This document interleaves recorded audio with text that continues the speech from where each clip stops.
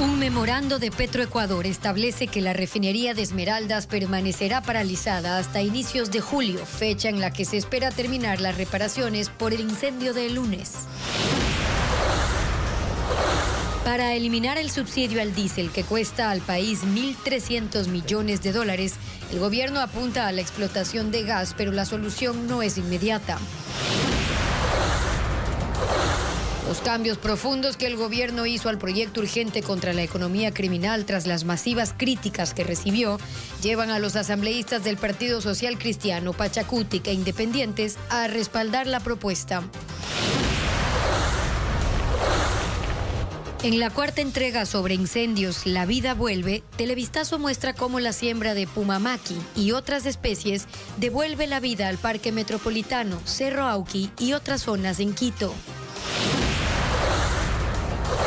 Los ecuatorianos duermen menos debido al uso de la tecnología y preocupaciones por el desempleo. Según una investigación, el Ecuador es el cuarto en la región por deterioro del sueño. El puente que debe conectar a más de 60 comunidades en Puerto Misaguayí, Tena, está paralizado desde hace 9 meses y solo se ha construido el 35%. Una Corte Federal de Comercio de Estados Unidos bloqueó la mayoría de aranceles recíprocos del presidente Donald Trump y concluyó que el mandatario excedió su autoridad aplicando nuevos impuestos a más de 100 países. Buenas tardes, amigos. Iniciamos con la información este jueves 29 de mayo de 2025. La refinería de Esmeraldas sigue fuera de operaciones tras el incendio del pasado lunes. Estefi. ¿Qué tal, Gaby y amigos? Buenas tardes. Pese a que no se conoce todavía la causa del incidente, ya hay un informe que habla sobre su impacto.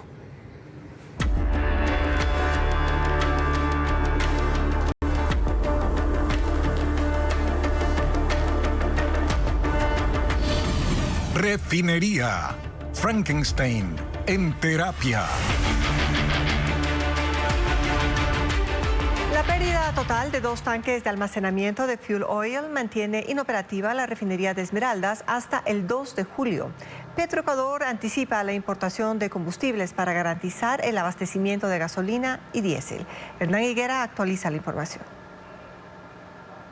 La refinería de Esmeraldas estará fuera de operación hasta el 2 de julio por la complejidad y el costo de las intervenciones que requiere hacer tras el incendio del pasado lunes.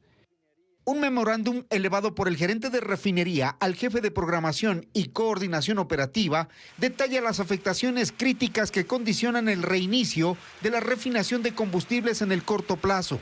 No se sabe hasta ahora qué causó el incendio, pero en este informe solo se habla de su impacto. Causó la pérdida total de 2 tanques de fuel oil que eran para el consumo interno y que servían para el encendido de calderas y hornos de refinación. También se perdió una subestación eléctrica que compromete el funcionamiento de sistemas considerados críticos, al igual que tendrá que reponerse la infraestructura de tanques, tableros y líneas eléctricas. El 2 de julio, según el superintendente de refinería, se espera comenzar la producción de tanques bajo un cronograma que fija el reinicio al 60% de la unidad catalítica que produce crudo 2 y diésel semielaborado. Los despachos de gas licuado de petróleo están suspendidos y Petroecuador comprará la disponibilidad del combustible para transportarlo desde Chorrillos hasta Esmeraldas. Esa operación ya se hizo el año pasado y el contrato sobrepasó los $670,000. Las pérdidas se acumularán por la imposibilidad de procesamiento, por ejemplo, en Crudo Oriente. La afectación se estima en 5.7 millones de barriles. El presidente de la República tiene entre sus planes eliminar o focalizar el subsidio al diésel. Sin embargo, no es un anuncio inmediato. Novoa es claro en explicar que el subsidio se mantendrá mientras no exista un reemplazo energético. El subsidio al diésel le cuesta al país por encima de los $1.300 millones y ha estado en la mira de todos los gobiernos. Es necesario corregir graves errores de la economía. Lenín Moreno llegó a eliminarlo. Duró 12 días. Las protestas lo arrinconaron y dio marcha atrás. ¿Y el diésel? Guillermo Lasso optó por congelar el precio. El diésel quedó en $1.75 el galón. Pero ese galón que hoy se vende al público a $1.75 al Estado realmente le cuesta $2.91. La diferencia entre ambos valores, $1.16, es el famoso subsidio. Eso es lo que sumado le cuesta al país más de 1.300 millones de dólares. Sí puede ser focalizado. El presidente Noboa también ha mencionado la posibilidad de eliminar o focalizar el subsidio, pero no sería algo inmediato. Siempre y cuando tengamos un reemplazo al mayor desarrollo y uso de gas, menor necesidad hay de diésel. Y con ello queda claro que el gobierno tiene en la mira desarrollar el uso del gas antes de pensar en reducir o focalizar el subsidio al diésel. Para ello, el plan es explotar debidamente el campo Amistad. El presidente Noboa ha informado de algo en ese campo que antes no se conocía. Ha dicho que el gas está mucho más cerca de la superficie de lo que se pensaba y que por ende se ha invertido en estudios para desbloquear el tema. Es parte de lo que el gobierno llama la transición energética. Es una intención, no un anuncio inmediato. Por lo tanto, tampoco hay plazos concretos para focalizar o retirar el subsidio al diésel. El proyecto de ley urgente de Solidaridad Nacional que se debatirá mañana en la Asamblea suma apoyo. Hasta el momento, las modificaciones hechas a la propuesta permiten que los posibles aliados al oficialismo respalden la norma. Francisco Garcés sigue el tema. El proyecto de ley urgente de Solidaridad Nacional, que busca reforzar el papel de la policía y las Fuerzas Armadas en su lucha contra las organizaciones del crimen organizado, suma respaldos en la Asamblea para el primer debate que se realizará este viernes. El bloque de gobierno aceptó que la ley sea modificada antes del primer debate para conseguir apoyos. El Partido Social Cristiano lo hará, aunque asegura que aún se deben modificar los artículos que permiten allanamientos y detenciones sin órdenes judiciales.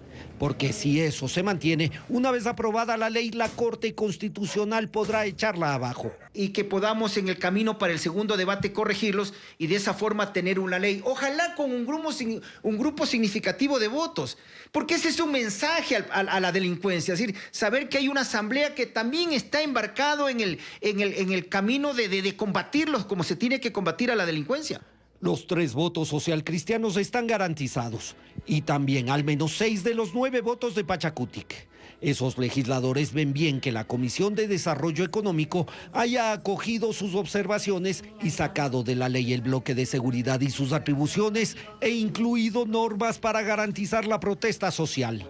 Los 2 asambleístas independientes también confirmaron su respaldo. Juan Gonzaga propondrá que se incluya la obligatoriedad del Estado de compensar a las poblaciones jóvenes de la frontera, según él, las más afectadas por el conflicto armado interno. No habría justificativo para generar una oposición a ciegas. Cristian Benavides también tiene textos que propondrá en el primer debate para controlar la minería ilegal y el tráfico de oro. Y es lo que hemos venido reclamando a la Asamblea, trabajar en equipo, hacer una oposición proactiva, positiva. Pero aunque no se incluyan, votará a favor de la ley. Con los cambios hechos al proyecto, el oficialismo se garantiza tener al menos 77 votos para que la Asamblea apruebe la primera ley urgente enviada por el Ejecutivo en su actual periodo de gobierno.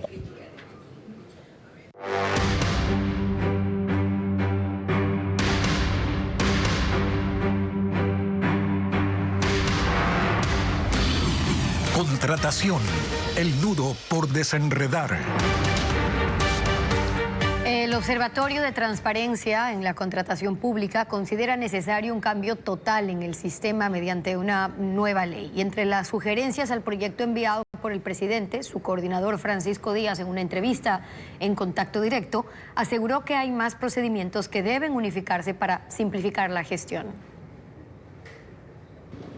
El Observatorio de Transparencia de la Contratación Pública dice que es necesaria una nueva ley que cambie el sistema, más que una reforma como propone el Ejecutivo. Su coordinador Francisco Díaz dijo en Contacto Directo que, por ejemplo, son 43 procedimientos que deben simplificarse, y no solo 9 como se busca en el proyecto de ley. No incluir cambios en el régimen especial, la subasta inversa y la contratación directa, donde están la mayor parte de contratos, hace que la simplificación que se busca no sea completa. ¿Qué es lo que realmente ha hecho que la contratación pública sea complicada? Tengan más observaciones los procedimientos, se declaren desierto y eso provoque al final del día que los procedimientos no se den en la velocidad y que las necesidades implican. La Asamblea debe revisar cambios, según dijo, en los otros regímenes de contratación que no se incluyen en la propuesta y que se han ampliado en lugar de unificarse. Algunos de ellos creados en los 2 últimos años. Estamos hablando del procedimiento para comprar pasajes aéreos que requiere la administración, la de combustibles, la de alimentación escolar, el de Procura Ingeniería y Construcción. El proyecto menciona la automatización de algunos procesos, pero según el observatorio, debe ser más integral en todas las fases y en el control. El sistema de compras públicas es de 2008 e incluso el catálogo de bienes y servicios debe ser actualizado. Ahora tenemos alrededor de apenas 3.500, 4.000 bienes y servicios catalogados, los mismos posiblemente que teníamos en el 2008. Y basta compararnos con una legislación que va un poco más adelante, como la de Chile Compra, en donde tienes ya catalogados al menos 100.000 bienes que están puestos a disposición de las entidades, donde ya no hay concurso, estás a un clic de distancia. Díaz reconoce las propuestas para dar transparencia, aunque a su parecer se puede ahondar más en la disposición de mantener los datos abiertos para que el control público tenga mayor alcance. Un tribunal federal de comercio en Estados Unidos bloqueó la mayoría de aranceles recíprocos del presidente Donald Trump. El panel de 3 jueces concluye que el mandatario excedió su autoridad al aumentar los impuestos a las importaciones de más de 100 países. Ileana Suárez nos informa. El Tribunal de Comercio Internacional de Estados Unidos asestó un duro golpe contra la guerra comercial de Donald Trump, su principal arma de negociación en lo que va de su segundo mandato. Los 3 jueces de la Corte con sede en Manhattan concluyeron que el republicano excedió su autoridad presidencial al invocar la Ley de Poderes Económicos de Emergencia Internacional de 1977, que es solo válida en casos de amenaza extraordinaria e inusual. La Corte responde así a una demanda presentada por la organización Liberty Justice Center en representación de 5 empresas impactadas por los aranceles. El fallo aclara que dicha medida no puede aplicarse de manera indiscriminada y sin autorización previa del Congreso. La decisión recae sobre los impuestos a Canadá, México y China que Trump impuso para exigir que trabajen para combatir el tráfico de fentanilo y los aranceles adicionales del 2 de abril sobre todos los productos que entran a Estados Unidos. Sin embargo, no frenan los gravámenes sobre los vehículos, el acero o el aluminio. La administración Trump protestó diciendo que no corresponde a los jueces no electos decidir cómo abordar adecuadamente una emergencia nacional, por lo que presentó un reclamo y el caso ahora se dirige al Tribunal de Apelaciones de los Estados Unidos para el Circuito Federal. El magnate de la tecnología Elon Musk se retira del gobierno de Donald Trump. El hombre más rico del mundo criticó un megaproyecto económico de la Casa Blanca que socava su papel como director del Departamento de Eficiencia Gubernamental de la Casa Blanca. Elon Musk, el hombre más rico del mundo, anunció anoche en su red social que abandona sus funciones en la administración de Donald Trump, a poco de que concluya el plazo de 130 días que le permitía servir en el gobierno federal, sin someterse a obligaciones de transparencia ni a la supervisión del Congreso. Musk agradeció al presidente por la oportunidad de dirigir el Departamento de Eficiencia Gubernamental, un puesto que fue creado por Trump para él. Hace poco, Elon Musk criticó el megaproyecto fiscal y presupuestario de Trump, denominado Big Beautiful Bill, gran y hermoso proyecto de ley en español. Reconoció que contiene aspectos positivos, pero se mostró decepcionado porque incluye un enorme gasto destinado, entre otras cosas, a la seguridad fronteriza, socavando sus esfuerzos por reducir costos. Como director del departamento, Musk tomó decisiones de forma unilateral y sin aprobación del Congreso, que derivaron en protestas y mermaron su popularidad. Desmanteló USAID, la Agencia de Estados Unidos para el Desarrollo Internacional, y USIP, el Instituto de la Paz de los Estados, argumentando gastos inútiles en consultorías y programas de inclusión. Además, ordenó una serie de despidos masivos en agencias clave, como Salud y Servicios Humanos y la Administración Federal de Aviación. Una gestión que, según Musk, le ahorró al gobierno $175.000 millones. En breve, Televistazo muestra cómo la siembra de pumamaqui y otras especies ayudan a recuperar el parque metropolitano, al Cerro Auqui y más zonas de Quito tras los incendios. Ya le contamos.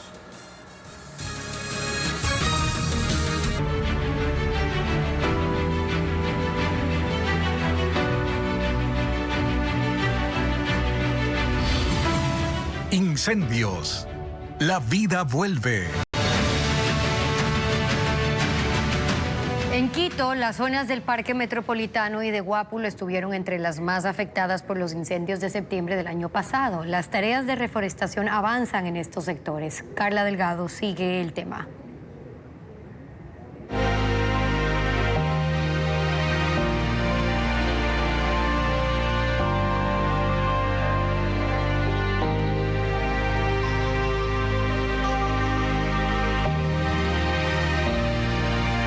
La guava y el yalomán empiezan a reverdecer. El panorama es alentador en el Parque Metropolitano Huanhuiltagua, que también sufrió daños por el incendio que empezó el 24 de septiembre.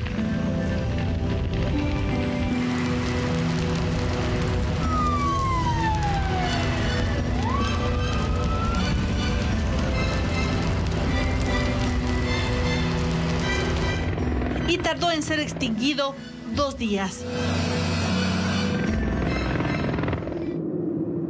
El pumamaqui fue sembrado para ayudar a la recuperación de los suelos extremadamente degradados. Y aquí se nota, sembraron además 3.000 árboles de laurel, cedro, capulí, que están creciendo.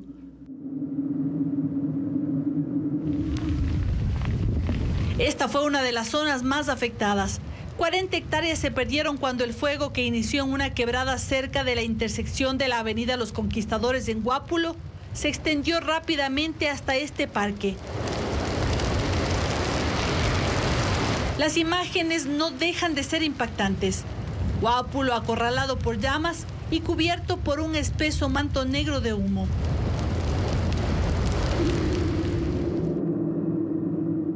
Con las campañas impulsadas por el municipio, en donde participan empresas públicas y privadas, hasta ahora han plantado 55.300 árboles en 50 hectáreas afectadas.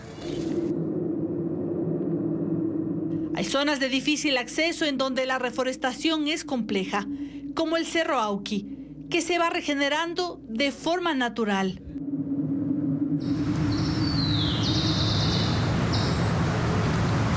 Aprovecha las capacidades naturales de las plantas para reproducirse y crecer, permitiendo que las semillas de las especies nativas se dispersen, germinen y crezcan sin la intervención humana directa. A pesar de eso, aún se notan los daños. Copas de árboles secas. En este sitio se quemaron 130 hectáreas de bosque.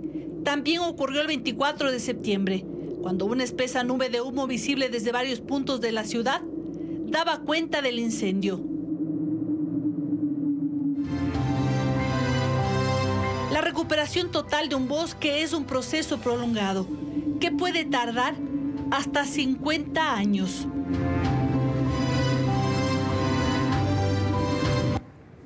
Y mañana, en la quinta y la última entrega de la serie Incendios, La vida vuelve, Televistazo mostrará cómo está reverdeciendo y se están recuperando las zonas que ardieron en el Parque Nacional Cajas. El Consejo de la Judicatura, que sigue en funciones prorrogadas, sufrió un revés por parte de la Corte Constitucional. Los magistrados ordenaron que vuelva a cero la creación de las dependencias especializadas en materia constitucional. Informa Jacqueline Rojas. La creación de la unidad de jueces constitucionales vuelve a cero. La Corte Constitucional, en sentencia, echó abajo el proceso impulsado por el Consejo de la Judicatura. Por unanimidad, los magistrados consideraron que en lugar de mejorar la justicia, la propuesta restringe derechos. En la consulta popular de abril de 2024, los votantes decidieron que las acciones de protección y habeas corpus, que eran concedidos ilegalmente por cualquier juez de Manglar Alto, Yaguachi o La Concordia para liberar delincuentes, no caigan nunca más en esas manos. Ordenaron que en un año se nombren jueces especializados en materia constitucional. Ese plazo ya venció y el Consejo de la Judicatura no ha cumplido con el mandato. Según el fallo, la resolución de la Judicatura es inconstitucional constitucional porque crea un modelo por distritos que dificulta al usuario el acceso directo e inmediato a las garantías constitucionales. El organismo dijo en un comunicado que respeta la decisión de la Corte y que elaborará una nueva resolución conforme a la sentencia. El Consejo de la Judicatura, que solo tiene 3 de 5 integrantes, debía ser reemplazado en enero, pero el proceso para nombrar al nuevo está estancado porque el presidente Daniel Noboa no envía su terna. Ecuador ocupa el puesto 104 en preparación gubernamental para implementar la inteligencia artificial en el servicio público. Según un estudio de la consultora Oxford Insights, hay limitaciones en infraestructura tecnológica y otros temas. Patricio Díaz tiene más detalles sobre la situación del país en este índice. Ecuador está entre los países rezagados en la preparación que se requiere para implementar inteligencia artificial en el sector público. Lo dice un estudio de la consultora internacional Oxford Insights. Entre 188 países, ocupa el puesto 104. La investigación se hizo hasta 2024 y los analistas revisaron, por ejemplo, la infraestructura tecnológica del país. Identificaron limitaciones. No tiene que ver directamente con la conectividad o el equipamiento moderno. Requiere servidores muy fuertes, potentes para procesar grandes volúmenes de datos. Y bueno, ¿y por qué necesitamos esto si, no sé, allá en Amazon, en Estados Unidos, en Europa existen servidores que tranquilamente nosotros podemos mover la data? Porque no es algo tan simple. Existe mucha data, sobre todo a nivel gubernamental y cierta data sensible, por ejemplo, la data de banca, que no podemos simplemente decir llevemos la data a otro país.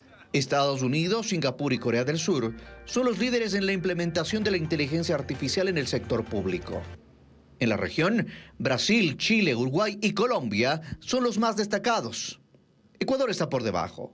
Según Oxford Insights, otra limitación está en el desarrollo de habilidades para el uso de inteligencia artificial en el talento humano del sector público. Y eso requiere que personas, tanto técnicas como no técnicas, se capaciten en sus nichos, con el objetivo de que eso te traiga a la larga un beneficio o te haga más eficiente en el trabajo.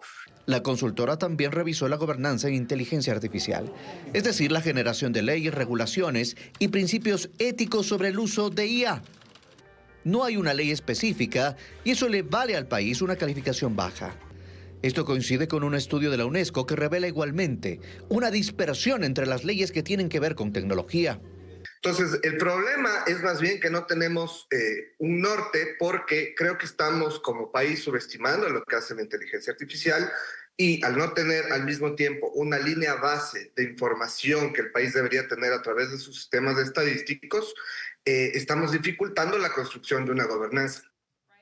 Ecuador tiene un comité de inteligencia artificial impulsado por el Ministerio de Telecomunicaciones, que en abril emitió la Política Pública de Transformación Digital. En ese documento se ponen metas.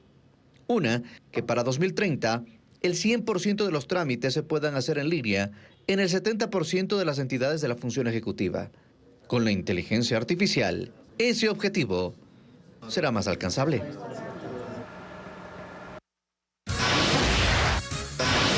Más adelante en Televistazo, la mafia albanesa lavó $31 millones en Ecuador.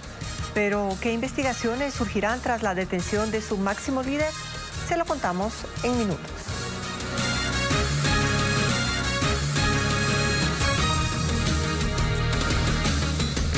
Dritan Gjika, el capo de la mafia albanesa en Ecuador, armó un entramado empresarial para lavar dinero, esto según la investigación fiscal. Esa organización internacional lavó $31 millones entre 2015 y 2024. La detención de Dritan Gjika en Emiratos Árabes Unidos, líder de la mafia albanesa en Ecuador, activó la investigación sobre sus alcances y nexos en el país. Entre 2015 y 2024, esa organización criminal lavó $31 millones mediante empresas de exportación agrícola, de construcción, cultivo de cannabis, producción de carne, de limpieza, entre otras actividades comerciales, según información fiscal. Gjika, alias Tony, se encargó de la creación de esas empresas en Ecuador. Una publicación de Inside Crime revela que Gjika constituyó 2 empresas con 5 accionistas, entre ellos Rubén Cherres, asesinado en Santa Elena en julio de 2023. En 2021, en un solo día, integraron 8 empresas de construcción en Guayaquil: Trustal, Drixa, Drizart, Inducort, Inmort, Bodexar, Corpsarcorp, Inmosat. Las otras empresas, Consobrisa, Construador, Inmovitrus, Inmovil Real Estate, fueron creadas desde 2011, 2 años después de su ingreso al Ecuador, según información oficial. Con ese entramado empresarial, la mafia albanesa, encabezada por Gica y su socio Dritan Rexepi, conocido como el zar de la cocaína, quien estuvo preso 7 años en el país, lavaron dinero de la venta de droga desde Ecuador a Europa, según Arturo Torres, periodista que investiga las conexiones de esa organización en Ecuador. Mientras Rexepi desde la cárcel de Cotopaxi hacía todas las conexiones con los jefes de las bandas de los choneros, de los lobos y de otras organizaciones para la logística y el transporte, en las calles libre, Gica lo que hacía es montar la fachada de estructuras empresariales para lavar el dinero y hacer las exportaciones de la cocaína desde fuera. Ninguna empresa relacionada con la mafia albanesa pagó impuestos y algunas siguen activas por el deficiente control de las instituciones responsables. Hay compañías que han sido ya identificadas como ser parte de un esquema de lavado, pero siguen activas. Entonces, el rol del Estado es un rol muy débil que no se ha logrado consolidar para hacer un trabajo cruzado de información. En la Superintendencia de Compañías existe información desactualizada. Televistazo consultó si las 12 empresas siguen vigentes, si han cumplido sus obligaciones legales. Aún no hay respuesta.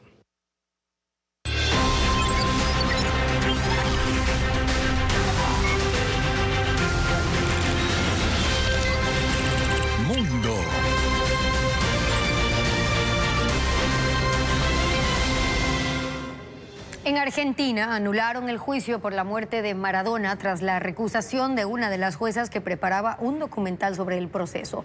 El presidente del Tribunal de San Isidro, Maximiliano Savarino, decretó su anulación ante la reprochable conducta de la magistrada Julieta Magintac. Ella estaba haciendo un film de su supuesta lucha para dar justicia al máximo ídolo del fútbol argentino. La producción se realizaba sin el consentimiento de los familiares de Maradona ni de los 7 trabajadores de la salud imputados en la causa. Ante la posible falta de imparcialidad, la jueza fue apartada del caso y se resolvió que se forme un nuevo tribunal. Chile anunció el retiro de sus agregados militares de la embajada en Israel como protesta por la situación humanitaria generada por la guerra en Gaza y el deterioro aún mayor a partir del rompimiento del alto al fuego. El gobierno de Gabriel Boric califica el estado de cosas como gravísimo, producto de una operación militar desproporcionada e indiscriminada. La vocera del gobierno dijo que esta decisión no constituye un primer paso hacia un rompimiento de relaciones. China lanzó una sonda al espacio para una misión que durará 10 años en el estudio y recolección de muestras de un pequeño asteroide que acompaña a la Tierra en su órbita. El cohete partió hoy desde una plataforma en la provincia de Sichuan. La nave Tianwen-2 dará alcance a la roca de 100 metros de diámetro que fue descubierta en 2016 desde un observatorio astronómico en Hawái. Se cree que el asteroide puede ser un fragmento de la Luna o quizás de la Tierra surgido desde su formación. Centenares de montañistas en Nepal celebraron el aniversario número 72 de la conquista de Monte Everest con una concentración de escaladores y guías. El evento recuerda la primera ascensión a la cumbre el 29 de mayo de 1953 por el neozelandés Edmund Hillary y su guía Tenzing Norgay.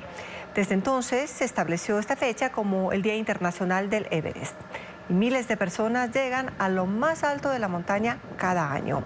El final de mayo coincide con el cierre de la temporada de escalada por la llegada de vientos monzónicos que añaden más peligro por las malas condiciones climáticas. La creciente influencia de la tecnología y factores sociales como el desempleo están afectando la calidad del sueño en el mundo. Y Ecuador ocupa el 4º lugar en Latinoamérica con ciudadanos que peor duermen. Los detalles a continuación. El descanso en el mundo está deteriorándose y Ecuador ocupa el 4º lugar en Latinoamérica con la peor calidad de sueño, según un informe de la empresa de investigación Wind Voices. Una encuesta basada en datos de 37,000 personas en 39 países revela que en 35 de ellos, más de una cuarta parte de la población sufre problemas de sueño. El problema afecta más a las mujeres que a los hombres y dice que los jóvenes de 18 a 24 años son los que peor duermen. El 46% reporta dificultades para dormir y 7 de cada 10 admiten desvelarse por el uso de la tecnología. El 52% de los encuestados se queda despierto hasta la madrugada usando su celular o computadora, lo que reduce su descanso a menos de 6 horas. Luego de la tecnología, el desempleo es otro factor clave en el deterioro del sueño. El 47% de las personas sin trabajo lo padece. La cantidad de personas con problemas para dormir ha aumentado del 35% en 2021 al 38% en 2025. El informe lo considera una crisis global del sueño. En Latinoamérica, Chile encabeza la lista con el 77% de su población con este problema. Le siguen México con el 69%, Argentina el 66%, Ecuador en cuarto lugar con el 60% y Perú con el 57%.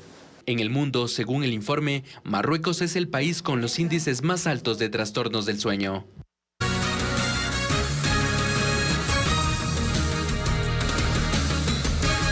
La industria textil de Tungurahua apuesta por un cambio de rumbo. Sostenibilidad, innovación y diseño original son ahora sus nuevas señas de identidad.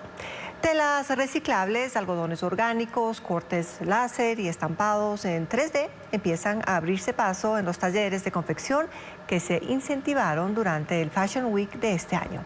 Fabián Villa nos cuenta más.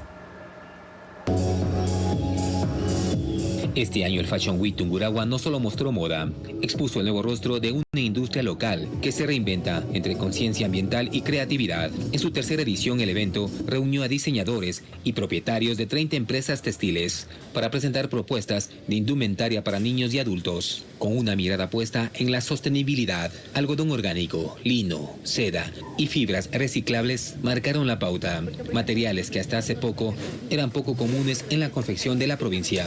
La tecnología tuvo un rol protagónico, desde cortes láser que reducen el desperdicio de la tela hasta la impresión 3D aplicada en estampados, una técnica que disminuye considerablemente los residuos textiles y químicos, ahorra agua y es más resistente al desgaste y al lavado. Igual tenemos en el tema de la pintura, son pinturas que no tienen carga de plomo, que es decir que son amigables con el ambiente. Siempre es importante manejar el tema ecológico y pues obviamente aquí en Tungurahua lo estamos manejando. Tela fina. La alta costura sostenible también ganó espacio, piezas únicas elaboradas a mano, con tejidos y acabados que reflejan horas de trabajo minucioso. Que las empresas empiecen a poner ese sello personal, ese toque personal. Dentro de Salma, por ejemplo, estamos generando diseño de autor y es que son trajes exclusivos, muchos de ellos irrepetibles. La pasarela infantil mostró diseños pensados para durar, prendas cómodas hechas con materiales suaves y tejidos transpirables. Predominaron los colores cálidos y pastel, con cortes que combinan estilo y libertad de movimiento. Todas nuestras prendas son forradas interiormente con cosas de algodón, para que no les den alergia. Las colecciones presentadas fueron el resultado de 2 meses de formación intensiva, liderada por expertos internacionales, que acompañaron a los diseñadores de 30 empresas textiles en su producción. La operación binacional desmantela la red narco. 13 detenidos por envío de droga camuflada en Pitahaya, vinculada a la mafia albanesa. Mientras en Guayaquil se detuvo a 32 personas. Merlin Ochoa nos trae la información.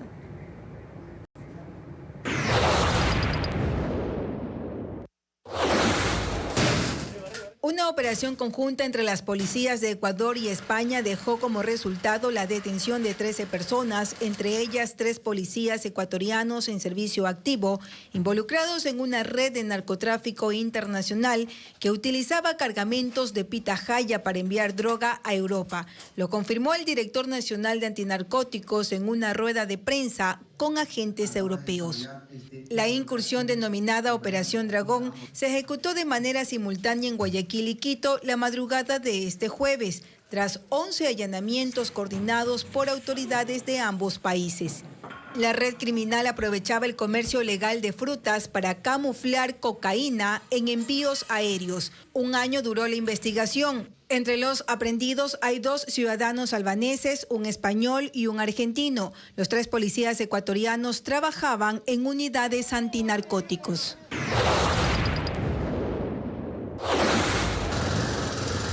El operativo Apolo 18 empezó la madrugada de hoy y se extendió por 6 de los 12 distritos que tiene Guayaquil y Durán. Se detuvo a 32 hombres, según la policía, integrantes de 8 bandas. Los allanamientos fueron en Nueva Prosperina, Durán, Florida, Los Esteros y Pascuales, este último con incremento de muertes violentas y extorsiones. Más de 600 uniformados entre policías y militares participaron en el operativo, que tenía 30 objetivos para capturar. Los delitos vinculados a esta operación son tráfico de armas, droga y combustible, extorsión, sicariato y robo de vehículos. La construcción del puente sobre el río Napo en Puerto Misaguallí está paralizada desde hace 9 meses. Esta obra, a cargo de la prefectura de Napo, debía conectar a 60 comunidades de Tena con las provincias de Orellana, Sucumbíos y Pastaza, pero hoy lo único visible son las torres que debían sostener la estructura. Los trabajos empezaron en enero de 2023 con una inversión de $3.5 millones y la fecha original de entrega era julio de 2024. Sin embargo, la ejecución registra apenas un 35% de avance. La paralización ha golpeado de forma directa al turismo, al comercio, a la producción agrícola y al acceso a servicios básicos como la educación. Impactantes imágenes de la Vía Láctea captadas desde la Tierra y el espacio forman parte de la 8ª edición del concurso Milky Way Photographer of the Year. Google también presentó Flow, su nueva herramienta de inteligencia artificial para la creación de videos.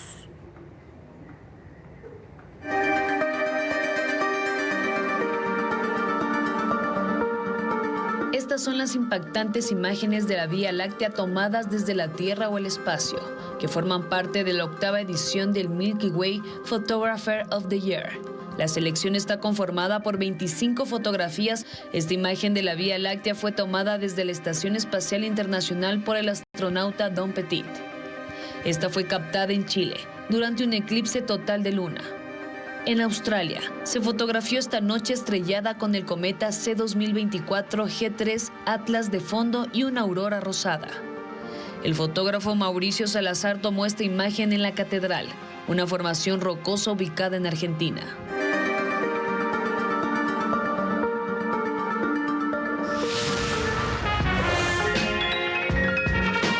Google presentó Flow, su nueva herramienta de inteligencia artificial destinada a la creación de videos. Permite generar clips de hasta 8 segundos a partir de descripciones en texto o imágenes, facilitando la visualización rápida de ideas para creadores y cineastas. Incorpora movimientos de cámara, efectos de sonido y diálogos.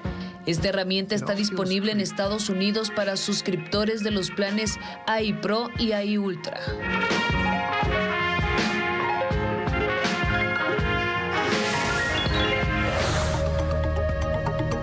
Astrónomos detectaron un asombroso objeto celestial que emite brillantes destellos de ondas de radio y rayos X, que duran 2 minutos y se repiten cada 44 minutos. El objeto, llamado ASCAP J18320911, se encuentra a unos 15.000 años luz de la Tierra, en la misma galaxia que el Sistema Solar. Fueron descubiertos por el Observatorio de Rayos X Chandra de la NASA.